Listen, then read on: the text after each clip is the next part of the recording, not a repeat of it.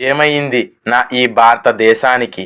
ప్రపంచ దేశాలకు సంస్కృతి సాంప్రదాయాలకు పుట్టిన ఇల్లు నా భారతదేశం. ప్రపంచంలోనే అతిపెద్ద స్వేచ్ఛాయుత ప్రజాస్వామ్యము గల నా భారతదేశంలో ఒక స్త్రీపై ఇంతటి అన్యాయమా?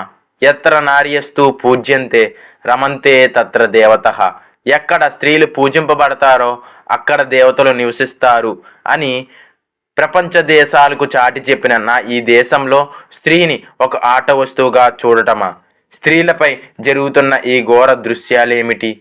నా దేశంలో అత్యున్నత స్థానం గల వ్యక్తి స్త్రీ. ఆ స్త్రీకి ఇదేమి దుస్థితి? ఏమైంది నా ఈ దేశ వేద సంపద? ఎక్కడుంది మన శాస్త్రాల ప్రబోధన, మన మహనీయుల ఆదర్శం? ఇదేనా మన ప్రపంచ దేశాలకు మనమిచ్చే ఆదర్శం?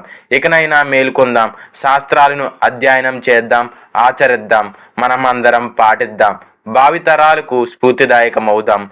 మన వేద సంపదను, శాస్త్రాల ప్రబోధను చాటి చెబుదాం, మన సమాజాన్ని కాపాడుకుందాం, స్త్రీలకు భద్రతను కల్పిద్దాం.